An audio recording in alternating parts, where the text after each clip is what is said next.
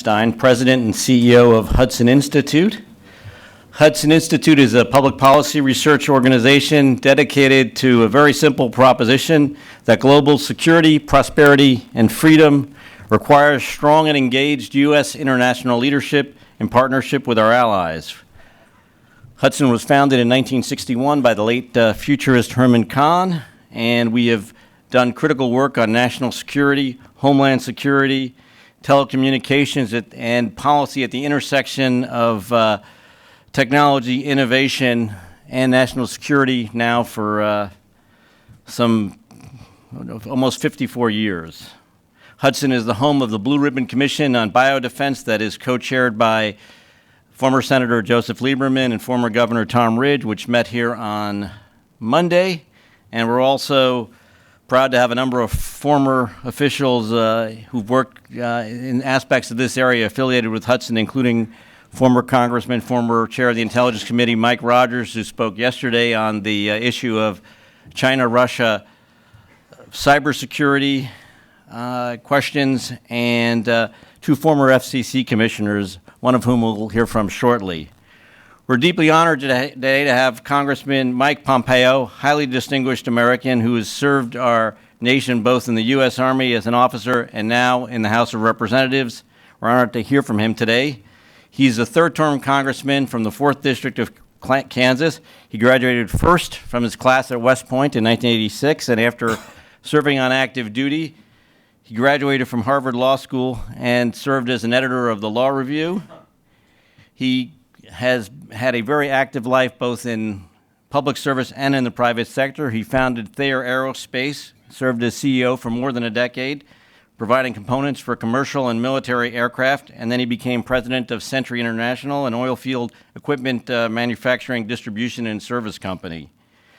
After his experience in the private sector, he decided to enter into public service, run for Congress, and we at Hudson and the nation are grateful. He serves on two major committees, Energy and Commerce and the House Intelligence Committee, which obviously oversees America's intelligence gathering efforts, including the activities of the National Security Agency. Earlier in 2014, he was also appointed to the House Select Benghazi Committee to investigate the attacks in Benghazi. With us today, he's going to offer his views on the enduring relevance of the USA PATRIOT Act intelligence programs and on the constitutionality of these programs. As American intelligence analysts and operatives work to thwart the many deadly threats facing our nation, including those posed by al-Qaeda, ISIS, and other jihadists, Representative Pompeo will explain how unnecessarily restricting these intelligence programs would expose U.S. national security to unnecessary risks. After the Congressman delivers his remarks, Hudson Senior Fellow, former FCC Commissioner Rob McDowell, who is was a dynamic leader on the Federal Communications Commission and someone who made national security issues part of his portfolio and someone we're very proud to have as part of the Hudson team, will further discuss the appropriate role of the NSA and its metadata program, the continuing fallout from the Snowden affair, and the significance of other U.S. intelligence agencies involved in counterterrorism efforts. Without any further ado, let me turn it over to Congressman Pompeo and to thank him for his time today.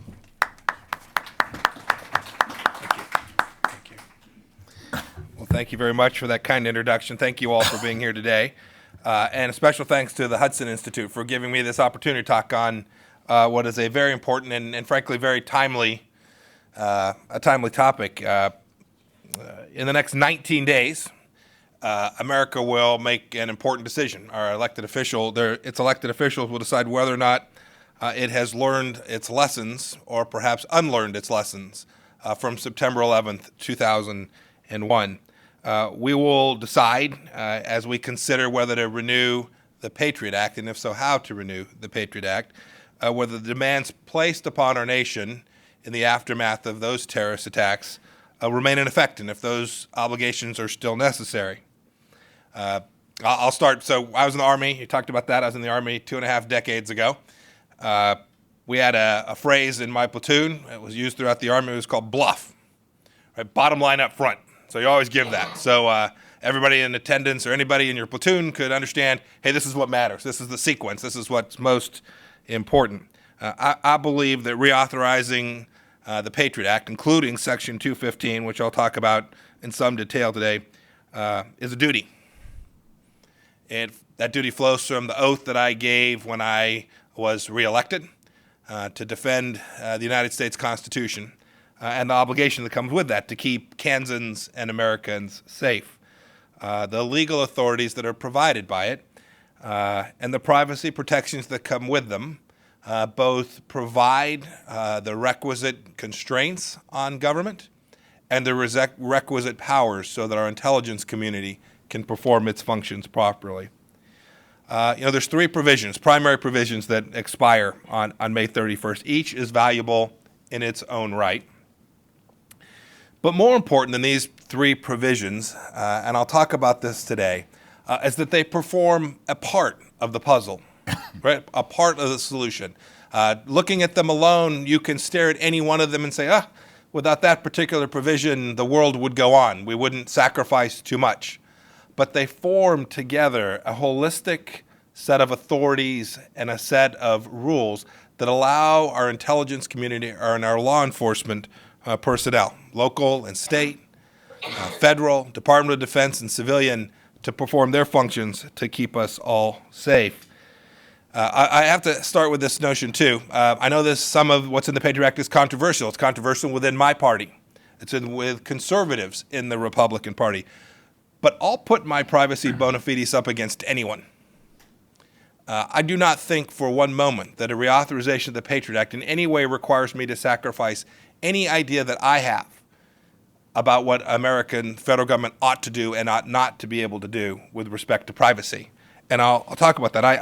I hear sometimes from the left and the libertarian right that these provisions somehow cast doubt on America's commitment to protecting the privacy of its citizens. And I actually think that the Patriot Act is a tool that ensures that the federal government will not have to violate citizens' privacy rights. And I'll speak to that some today. I think sometimes the folks who are critics of what's taking place in the Patriot Act have this faux conception of freedom.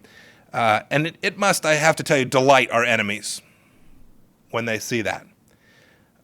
And so we have this obligation to renew these three provisions. We'll tweak them if we have to get them across the finish line. But we must do so in a way that ensures that every resource is available for our warfighters and our intelligence community when they are needed today to defeat Islamic terrorism wherever it raises its ugly head. You know, it's a primary responsibility, you all know this, of the federal government. I always talk about the things the federal government does that no place else can do. Wichita has a very small Navy. That's a joke. Right? The only folks that can provide this, we do lots of things at the federal government. We provide money for education. We provide money for health and human services and for social welfare programs, each of which could be done and, in fact, is done by lots of levels of government. This function, this security function that we're speaking about today, is uniquely suited to and required by our Constitution. And so when you think about the Patriot Act in context, you have to understand that absent that, there's no other institution that has the capacity to fill the gap that the expiration of the Patriot Act would leave. Now, I know a lot of you have met and worked with folks that work for organizations tasked with the execution of provisions of the Patriot Act. It's not just the NSA. It's the FBI, it's the Department of Homeland Security, it's the Department of Defense, it's the Justice Department, lots and lots of great folks. It's important that everyone understands who these people are, the people that we've tasked. I think you can't consider the Patriot Act absent understanding who these human beings are that we have given this important responsibility to. You know, there's this joke that runs around NSA. I didn't know very many folks from the NSA 4 years ago before I came to Congress that says, you know, how do you identify the person who's at the NSA who is an outgoing, fun person? It's it's that it's the NSA officer who's looking at someone else's shoes instead of their own, right? These are warriors, many of whom are uniformed warriors performing these sets of functions. You can say the same for the folks at the FBI who are engaged in this important task. These are people who have sacrificed a great deal and who work diligently every day, often for compensation that is far beneath what they might make elsewhere, to ensure that America is safe. And so we need to understand that it is not just any set of people to whom these authorities have been given. They're good people. They're people that are attempting to get this right and to keep America safe every day. I could say the same thing about the folks at DHS, the folks at the Department of Defense. These men and women need Congress and the President to provide them the tools that they need to do their job. And the Federal Intelligence Surveillance Act and each of the components that we will get renewed here in the next 19 days are an important part of the whole of government's effort. I'll spend most of my time talking about Section 215 today of the PATRIOT Act. It is the most controversial of the three provisions, but there's two others that are very important and worth mentioning, and that indeed the provisions as drafted today that I will vote on this afternoon in the House are important as well. Section 206 provides for roving wiretaps on a number of different devices. And then there's a provision for how we handle folks who roam back into the United States in each case, ensuring that there was a known terrorist outside of the United States, a non-U.S. person, that we have the capacity to identify communications they have with Americans. Kansans are getting this more and more. We've had two very significant terrorist plots thwarted in just the last 14 months in Kansas.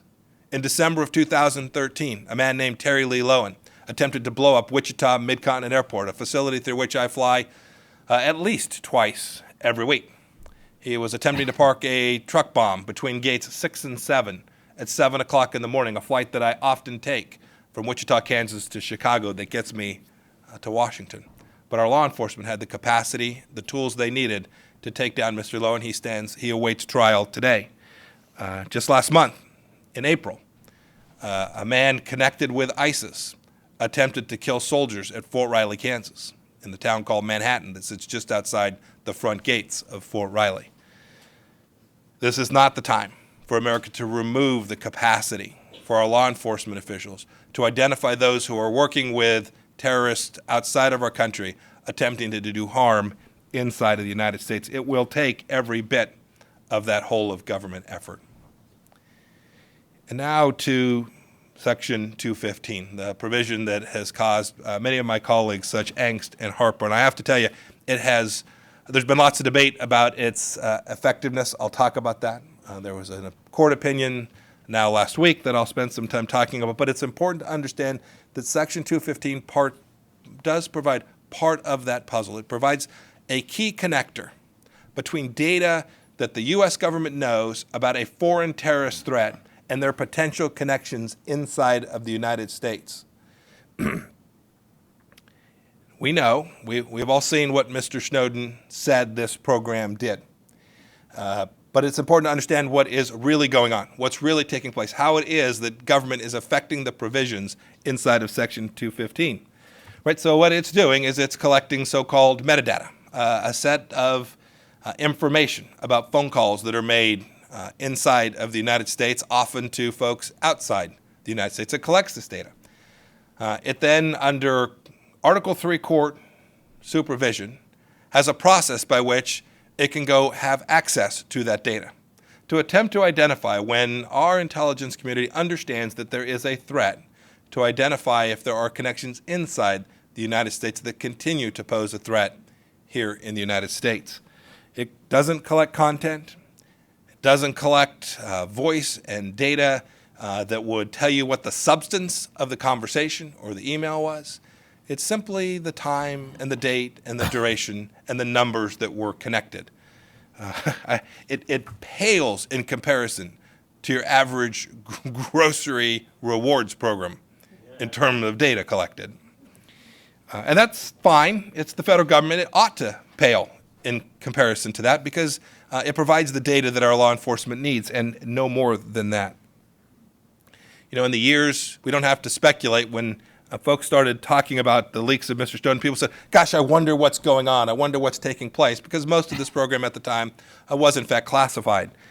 But we now have a pretty good understanding of what's really taking place and what's not taking place.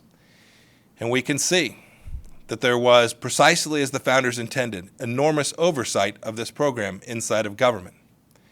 You had the House and the Senate Intelligence Committee, Article 1, organizations tasked with quarterly oversight of how many times the NSA went into that data set to try and identify folks. You can count the number of people on two hands, and the number of times that they actually access the data in any given year amounts to a couple of hundred. Very little use of this data, and only used in a way that was appropriate. There are less than a dozen cases where the NSA deemed the activities that had been taken with respect to that program inappropriate. They were identified by various persons, Article 3 courts, some of the folks in Article 1, and sometimes, most often, by the NSA itself.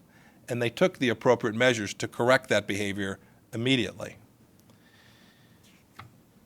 I want to talk about the four primary criticisms, and then I'm happy to take a series of questions.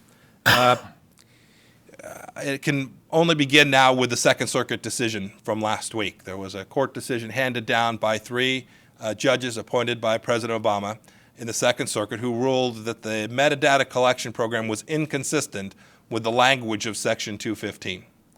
They did not rule it unconstitutional. They didn't reach the point. They didn't question whether or not the government had the authority, whether a president under Article 2 powers had the authority, or whether Congress could authorize this behavior. They simply said that they didn't believe that the language on the page reflected the actions that were being taken. I think they're wrong. I think they fundamentally misunderstood how Congress drafted the bill, and I think they misunderstood that this bill has been reauthorized on multiple occasions since its original creation, when members of Congress knew full well how the government had begun to implement it. I think the Second Circuit knew that it was on weak ground. They didn't stop the program. They were deeply cognizant of the fact that in the next then 25 days or so that Congress would be revisiting this, and they invited us to do that. And I hope in the next week and a half we'll do just that. And we will make clear that the PATRIOT Act does in fact authorize the United States government to engage in the intelligence collection activities in just the same way that it has been doing.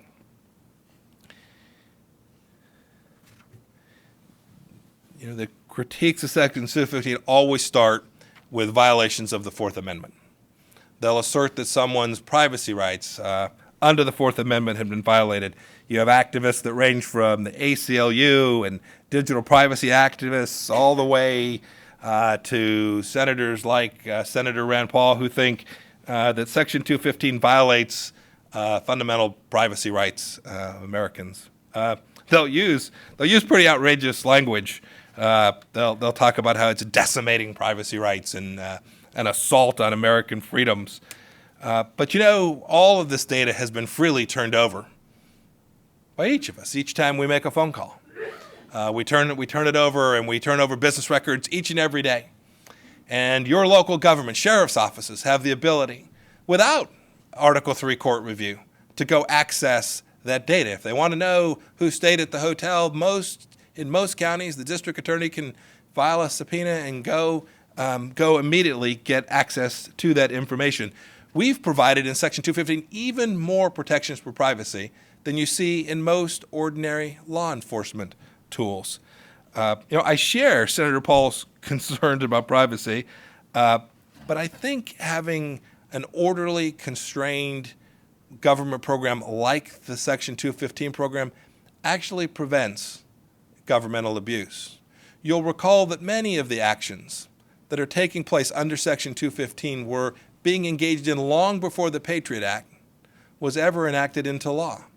Presidents, under their powers under Article 2, believed that they had not only the authority but the duty to collect intelligence in a way to keep America safe. The PATRIOT Act, in fact, provides process and oversight that I think are incredibly important, not only to making the program effective, but to ensuring its continued constitutionality. I've heard folks say that the PATRIOT Act provides unlimited access, but that, of course, isn't true. The access is enormously limited by the statutory language itself, and in practice, that statutory language has been adhered to. I don't know anyone who says, as has been said, somebody said, if you own a cell phone, you're under surveillance. I don't know anyone who, when the metadata program is explained to them, thinks that this has placed them under surveillance. The concept of surveillance is so different from a data set that is accessed under Article 3 court approval that I I often wonder if we don't have political leaders and activists out using language either designed to destroy a program they know will keep America safe or for other political purposes. I think that's deeply troubling. The last thing to say about this is the behavior of your leaders, members of Congress. There were members of Congress following the Snowden leaks who said they didn't know about these programs, that they were unaware of what it was they were authorizing when they voted for this bill. It would have predated the original creation of the Patriot Act was created before I entered Congress. For that I say, do your job. Every member of Congress has had the capacity to ask questions, to find out what's going on, to find out what the government is doing and what it is not doing. When I hear leaders say that they didn't understand, I just urge them to work harder, to go develop their own knowledge base, to go learn, to equate inquiries. When they've done that, and if they still disagree with the program, then they're arguing from a position of knowledge and not one of ignorance. And it has been enormously frustrating to me to have members of Congress return to their home districts and tell their constituents that the United States government is listening to phone calls and reading emails under the Section 215 program. It's simply not true. The second critique has been that it doesn't work. That all this data collection, all this cost, all this expense, all this burden, all this hassle, all this potential violation of American privacy rights amounts to nothing. And they'll often say, well, tell me how many plots have been thwarted. And you saw over the last year plus General Alexander attempt to speak to this in an unclassified setting, to talk about what had actually been achieved. And I won't go into the details. They can be debated. I can speak to this much in this setting. I can assure you that there have been efforts by radical Islamists that have been thwarted as a direct result of information that was obtained under the provisions of the USA Patriot Act. But more than that, more than how many cases you can say, absent the Patriot Act, we can prove a cause and effect, you have to consider what it means to collect intelligence, what intelligence organizations actually do, right? It isn't the case that you can always draw a causal relationship between a particular statutory authority and a conclusion of a particular case. It's all part of putting together the mosaic, of developing a database and a set of information that helps you reach conclusions about probabilities and places to go look and where to place resources in order to identify who it is that's actually both has the intentions and the capabilities of killing Americans. And I can assure you, the USA Patriot Act performs an incredibly important foundational function in helping our intelligence community develop the baseline for that intelligence data set that allows them to focus resources in places which will help them deny our enemy sanctuary. It has been incredibly effective. The third critique is that there's really no Article III oversight. So I think that's important. I think having judicial oversight of this program makes good sense. But there's this notion somehow that the FISA courts have become rubber stamps for the program. And so there's really renegade agents inside the NSA with the freedom to walk into a FISA court, get a document approved, and then go on with their lives to violate your privacy. That's just simply not the case.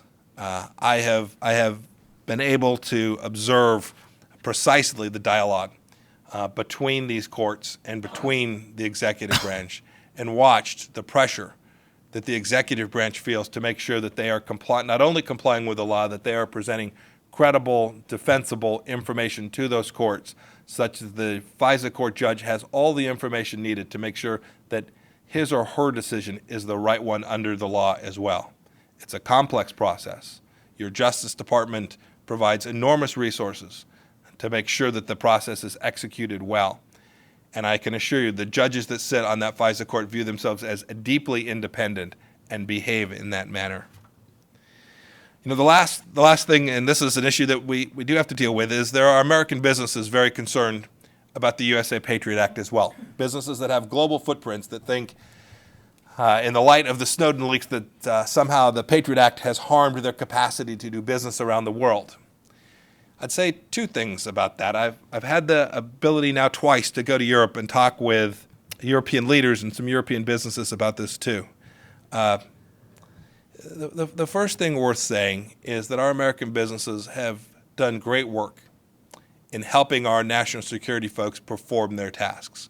They've received court direction, they've received subpoenas, and they have been good about attempting to comply with that, and I applaud them for having done so.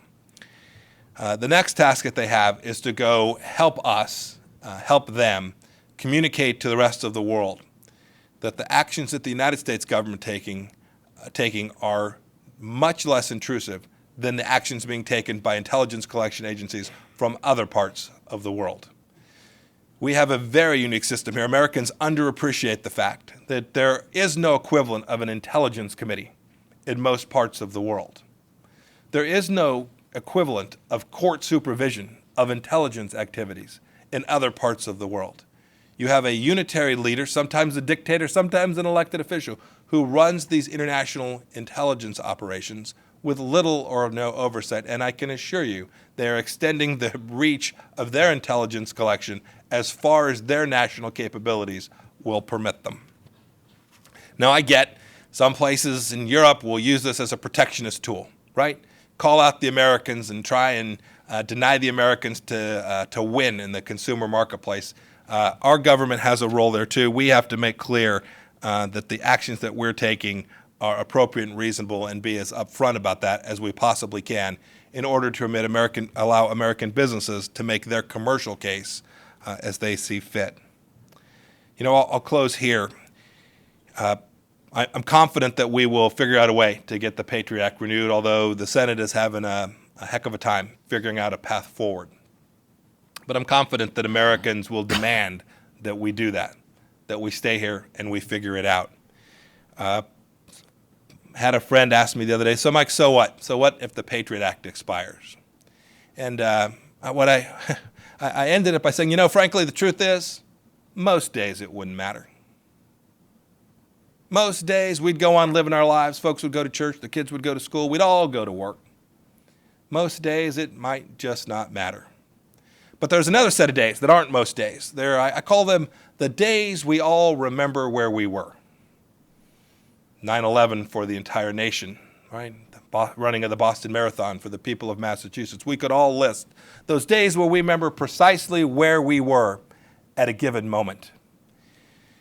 And it's those days. It's those days that the PATRIOT Act is designed for, and that America's national intelligence apparatus is designed for. It's not designed for most days. And so I am committed to working hard to make sure we get the PATRIOT Act renewed so that we have a lot more most days and a whole lot fewer days where we all remember where we were. Thank you for the opportunity to be here with the Hudson Institute. I look forward to our discussion today.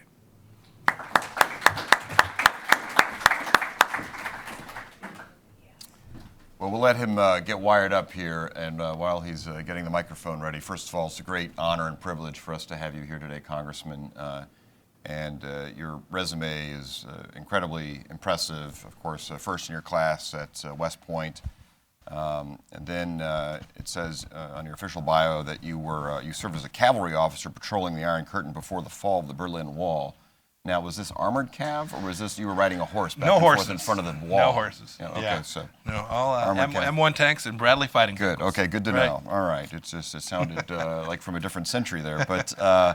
Then it says after Harvard Law School, returned to his mother's family roots in South Central Kansas, and you'd think the next sentence would be to either set up a small storefront practice or go grow wheat. But no, he went on to found and become CEO of Thayer Aerospace there in Kansas, and then went on to serve as president of Century International. So it's incredibly impressive. So now that you're all wired up, lots to talk about. We don't have a ton of time. We have a hard stop of just before 1 o'clock, and so we have a lot of topics to cover. I do want to thank the Second Circuit for knowing that we were going to have this event here today and coming down with a ruling last week to make this incredibly timely and a terrific news event for you as well as the Hudson Institute. And some folks might be asking, why have a former FCC commissioner interview Congressman Pompeo? Well, actually, NSA, folks don't know, NSA grew out of the FCC decades and decades ago, long before I was even born. But the FCC does have a Public Safety and Homeland Security Bureau, as Ken Weinstein alluded to, and it works on matters involving, well, public safety and Homeland Security. So it is all relevant. But so if we could start with the Second Circuit ruling last week. That's what's sort of freshest, and that did focus on Section 215 of the Patriot Act, which you did a terrific job of discussing. You mentioned that the court said to 215, or how the NSA was carrying out 215, was not carrying out the intent of Congress. And would you like to drill down on that a little bit more and give us some more detail regarding your thoughts of how that was within the intent of Congress? So the court ended up in a long discussion of the word relevance, about what data is, what information is relevant, and relevant is the word used in Section 215. I just think I think they have a fundamental misconception of the way the metadata program is actually developed and is executed. The investigations that take place under Section 215 are all done subsequent to the time of the data collection itself, right? All they're doing, all the metadata program does is it tries to put a freeze on. It says, hey, we're going to take this data and we're going to put it aside, and we're not going to look at it. And in fact, they are not looking at it until such time as we know that we have a foreign terrorist threat. And I think that's the gap in the Second Circuit's judgment. I think there was a fundamental misunderstanding of how the program was actually being executed. And I am convinced, although one can never prove it, if you went back to the date that the members of Congress were all standing on the floor and you said, would this be an appropriate set of actions? I think Jim Sensenbrenner says I'm wrong, and he was there. But I think most of the members that were there that day recognized that we were now in a different place. This was after 3,000 Americans had been killed on a particular day. And had you asked them that day if this kind of activity was appropriate under the statutory authority they were providing, they would have not only said it's appropriate, they would have encouraged that be done. And to drill down, too, a little bit further on something you mentioned, you talked about surveillance and what surveillance is versus what NSA was doing. Do you want to help people understand sort of the difference? I think in the vernacular and in the mainstream press, or all the press really, they're talking about surveillance, and people have images of wiretaps and their cell phone conversations are being listened to by NSA and all the rest, and that's not the case, right? Oh, my goodness, this program is far. When you think of surveillance, you think of the guy in the street in the car with the black hat in the movies, tracking you around the country, or you think of someone sitting in a van listening to a phone conversation with a headset. We've all seen the movies. Well, neither of those, nor anything like that, is part of the Patriot Act. The USA Patriot Act was aimed at making sure that things like 9/11, where information didn't get from one place to another, had the capacity to go to be melded into an intelligence framework. And one of the pieces of information that was missing that day was, who were these folks talking to? And so the metadata program was simply designed to make sure that information was readily accessible to law enforcement, that they could, without having to go track through what was then dozens and dozens. Today it's fewer than that, but lots of data that was held by private folks, to go quickly identify who the bad guys were talking to. And it's nothing more than that. That's the way the data is used today. There's no surveillance in any normal conception of that word taking place under the USA Patriot Act, Section 215. And so the court chose not to grant the ACLU's preliminary injunction to enjoin the government from acting under Section 215, pending the reauthorization from Congress. What effect do you think that ruling on the injunction aspect of it will have on the current debate in Congress? Yeah, almost none. Look, as a statutory interpretation, we get to write what we write. I hear from some of my colleagues that are opposed to the Patriot Act that they think this bolsters their argument, but they were going to vote against it anyway. All right, this didn't change any minds that I'm aware of. Nobody said, "Gosh, I think this is a great program," and all of a sudden 3 judges in New York say it ain't so. And I haven't seen this have any significant impact on the discussions that members in the House of Representatives are having. If it's the case that someone thinks that the language is drafted today doesn't permit this, I'm happy to draft in a way that creates clarification so that everyone can acknowledge these are the programs we're doing and this is how we're doing it. That was literally a case of statutory interpretation where I think if you read the court, they really we're a little late to the dance. this expires in a few weeks. But we do want to put our imprimatur, our judgment about it statutory, and that's fine. I appreciate their role. I hope in the next 11 days we eviscerate its importance entirely and we render the case moot. So you mentioned also Section 206, the roving wiretap provision, and I think it's important for folks to understand that back in the day when the phone was hardwired into your wall, and much of our audience cannot remember those days, you got a wiretap warrant from a court to tap the number. And these would be taps for actually listening on conversations and not metadata of necessarily who you were calling. That can be obtained from the phone company, just that kind of data, and that's what we're talking about here. Right. But now, in the era of mobility and with the growing Internet of Things and everything, there are going to be things and people that move about and use lots of different devices. So it's more about monitoring the person who might be under suspicion. And do you think Section 206 is sort of safer in terms of reauthorization? I do. There's not a lot of controversy. We all recognize that we now use multiple devices. We'll take a call from the same number on a different configuration of plastic, and it is the case that if there's a valid need for that information, that we ought not to be prevented by them changing out their handset in terms of our capacity to actually get at that information. So moving on to a slightly different topic, which you touched on, which was Edward Snowden. And there's a lot there of what actually happened, what he did, what laws may have been broken, and also a popular perception of him and media accounts and portrayals of what he did. Is he a hero or is he a villain? Some media accounts say that members of Congress, as you pointed out, didn't know about the metadata program, and some treat him as a hero and as a villain. Do you want to elaborate further on your remarks there? I guess the important thing to know about the information that Mr. Snowden leaks, the thing that probably is least understood, is that the vast majority of what Mr. Snowden leaked had nothing to do with American citizens, had nothing to do with privacy interest in the United States.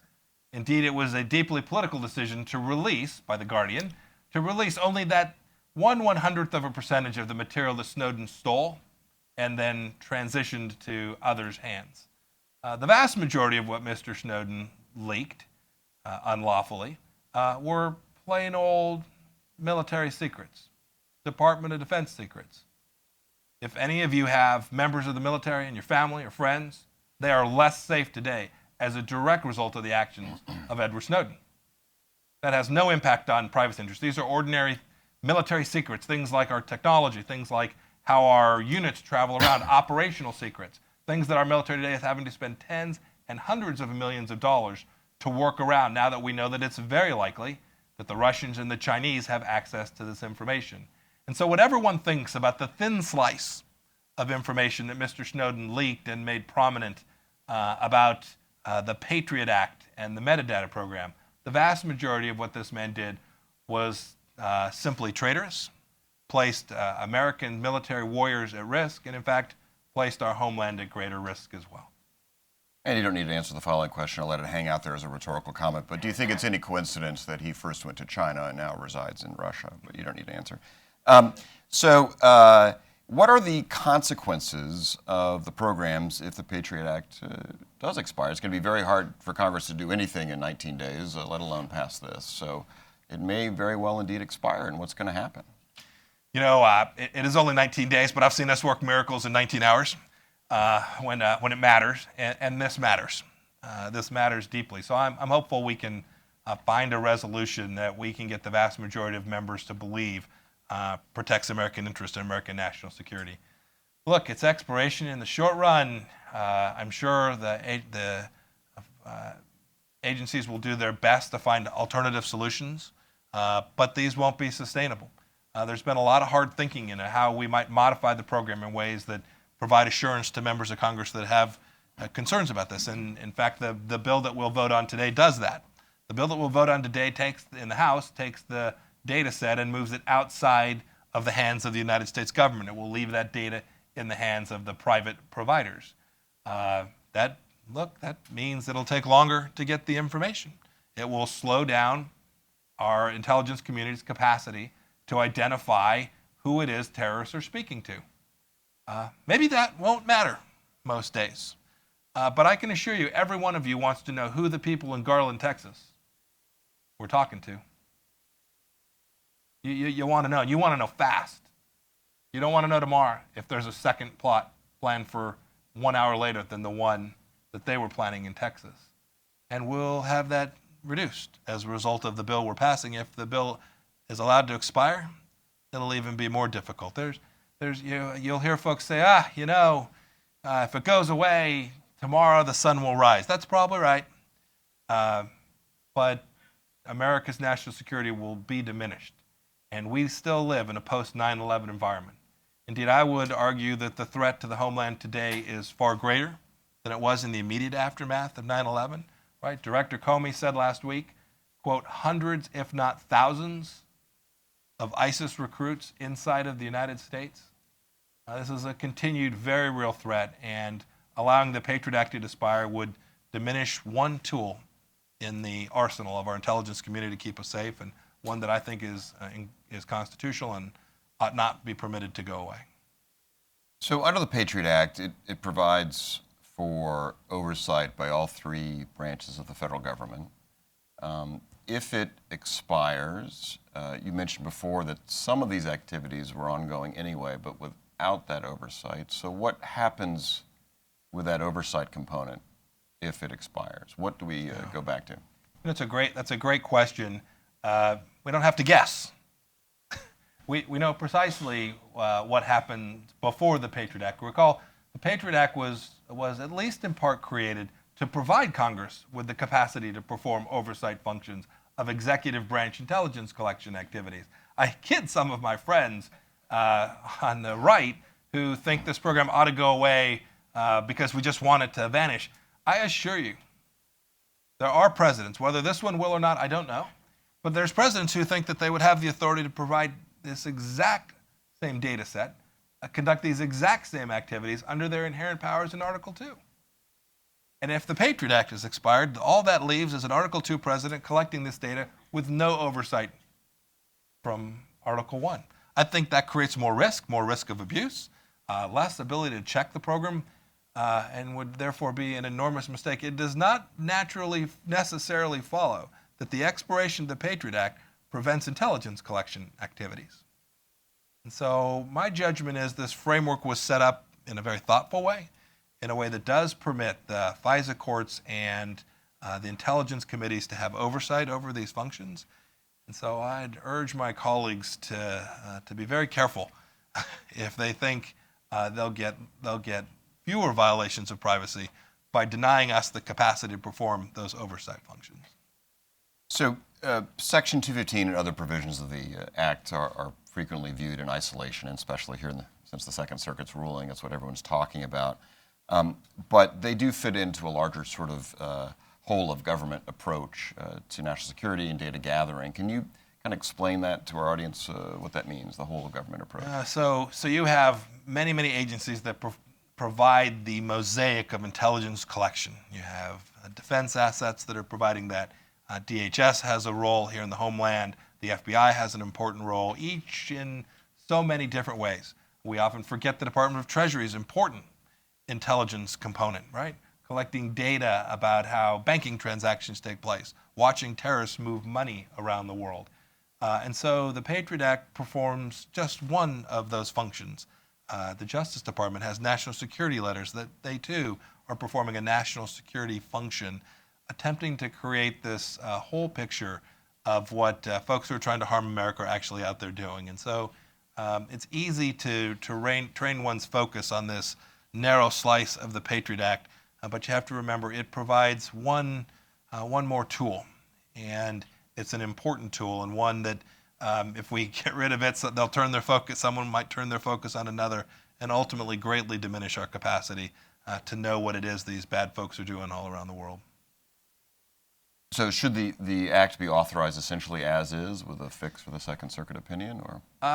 Yeah, I'd much prefer that we keep the program as it is. There's a few small changes that I think improve our oversight. But I think some of the changes that are in the bill that the House is going to pass today are detrimental and unnecessary to make it lawful. It may be that it's that or nothing, and in my judgment, that is better than nothing. But I do think we will create incremental amount of risk. So, speaking of which, I know we have to get you out of here in just a few minutes because of those votes. But to put a finer point on our discussion earlier and your remarks, in that many Americans, perhaps millions, think the NSA is spying on them or has the potential to spy on them. And what can you say, what assurances can you give them that that's not the case? Two things to say about that. I can speak to the program as I know it and as I see it and as I observe it. I've had the privilege to serve on the House Intelligence Committee that has, along with the Senate Intelligence Committee, responsibility for performing this oversight function. I can say unequivocally that the men and women at the NSA are keenly uninterested in your conversations on your phones. They have neither the resources nor the inclination to listen to them. And so know that these are good men and women trying to do their function right. I also recognize that in government you get bad actors. You get them everywhere. And this oversight function we perform provides the opportunity to make sure those things aren't happening, to catch them when they do. And that has occurred as well. I'd also say one of the things I regret the most is that we've not had a president who's been prepared to defend this program. It takes a leader, it takes a national leader. It's difficult for one member of Congress, 1 out of 435 in the House of Representatives, to make the case about a program that is an executive branch program. And unfortunately, the president has not gone to the American people and consistently and repeatedly made the case for why this program is important. And I know he knows that it is, because I'm thankful that President Obama has continued this program. He's continued this program much as it was being operated in the previous administration. So he understands, and the intelligence community that he oversees understands its importance.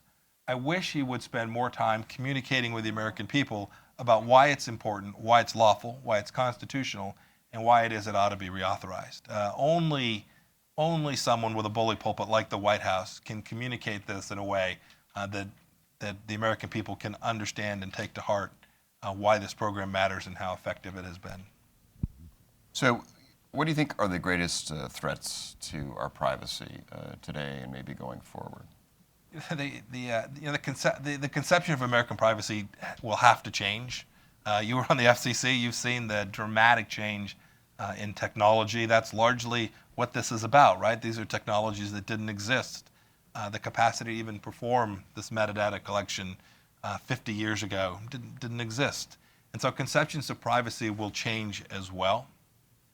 My son's 25 years old. He has a very different view of what that is. He puts things online that I can't imagine ever typing on my keyboard. And he's actually pretty good about this. And so, we all have to really think about what privacy means in this new space, how to protect it, how to make sure that data breaches are diminished, all of the things that do present real threats. I think that there's enormous commercial risk to our privacy, not even necessarily from bad commercial actors, but from threats from abroad. I heard you say that Chairman Rogers was here yesterday. He talks all the time about the fact that there is $100 million worth of American intellectual property stolen each day.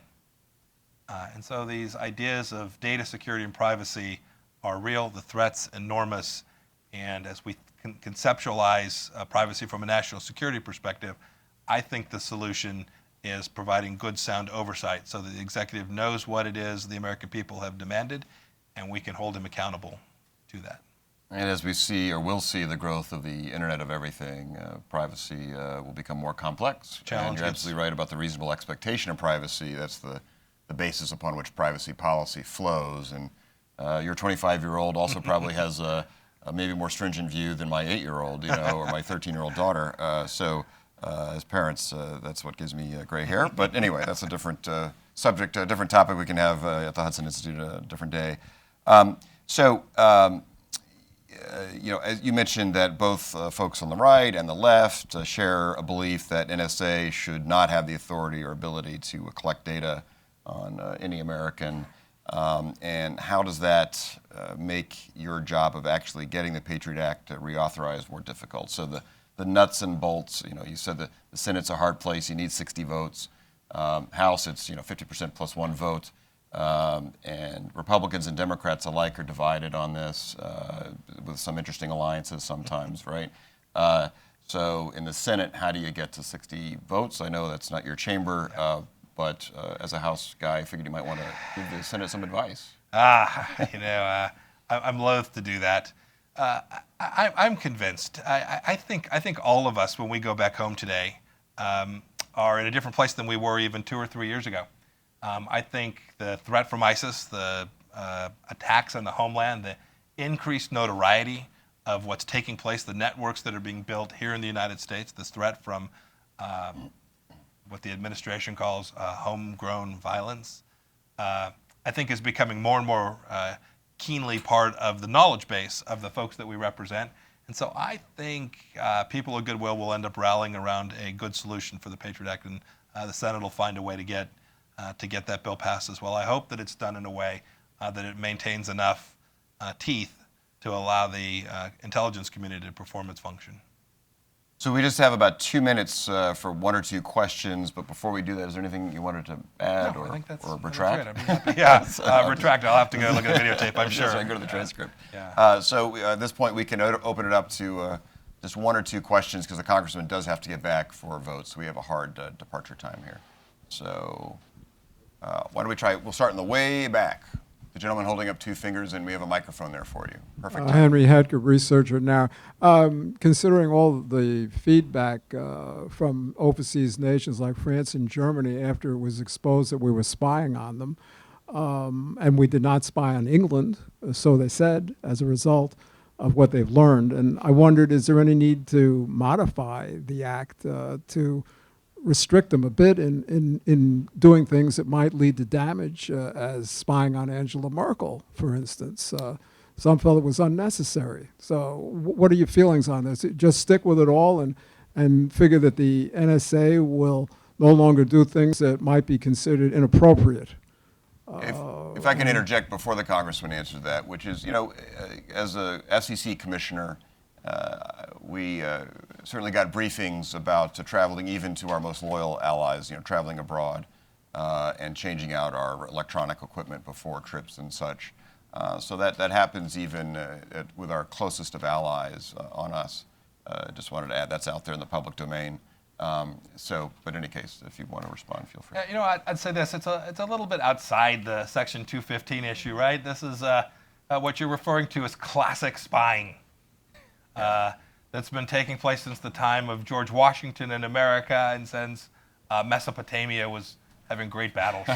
And so I'm reluctant to say that there's anything new or original to say about whether or not we ought to spy on folks that are non-U.S. persons, non-U.S. citizens, either folks who are in the States or folks who are American citizens, where these set of constitutional protections apply. There are, however, prudential considerations. And I'll leave to each administration to form the judgments about that. Forming agreements with other countries about whether we'll spy and how we'll spy and what the limits on that are. I guess I'd say so. And so each administration will make its own prudential judgments about what to do with allies and how, in fact, to handle that. I guess the last thing I'd say is, and it really refers back to the point made just a moment ago, you should just know in the United States, they're spying on you. Our Constitution is of no importance to the Iranians and the Chinese. And so it's not, my son would often say to me, well, he started it. And I would tell him that's not enough. Go to your room. But we should be deeply aware that this is trying to understand the threat from abroad is an important undertaking, and one that we need to make sure that we continue to provide all the right resources so that we can do it well. No Bill of Rights in other countries. Yes, sir, over there in the yellow tie. I'm Fred Fleitz for the Center for Security Policy. I'd like to first thank you, Congressman, for standing up for the metadata program, which I think is an important counterterrorism program. The Second Circuit had an interesting criticism of the metadata program because it said most members of Congress were not aware of it and voted for it, although the intelligence committees were aware of it. Now, first, doesn't that seem to suggest the court does not understand how Congress does intelligence oversight? Second, aren't all members allowed to read the intelligence budget before they vote for it? And third, and I might add, I am a former intelligence committee staffer, I assume that members of Congress have been allowed to get metadata briefings. How many of the critics of this program have taken advantage of that? So there has been this kerfuffle about what they know and when did they know it. I can say I came here in my first term in 2011, January of 2011. I did not serve on the Intelligence Committee in that term, and yet I was aware of this program. I thought it was interesting. I had a curiosity. There are things you should know. There are things that I do not know about, right? There's sets of policies that I have not spent as much time learning. It's a big world out there. Congressmen have very busy days and very broad set of issues, and so there are things that I too am ignorant about. But I would never say that anyone prevented me from knowing that information. It is only my shortcoming that has precluded me from having that information. I just haven't been able to work that hard or find the time to fit it into my schedule, and that's the case here as well. I don't know of any time that a member has asked for information about programs being conducted under these legal authorities that they've been told, no, you're not permitted to know that. You are denied access to that information. And indeed, when it comes to budgets, where you facilitate these very actions, that is, monies are provided in the federal budget to execute these authorities, every member of Congress is not only permitted but invited to come down and look at this budget that is, in fact, a classified portion of the budget. And thank you. I see we're right on top of our hard stop. If we could all please give a warm Hudson Institute thank you to Congressman Pompeo. Thank you all very much. Thank you.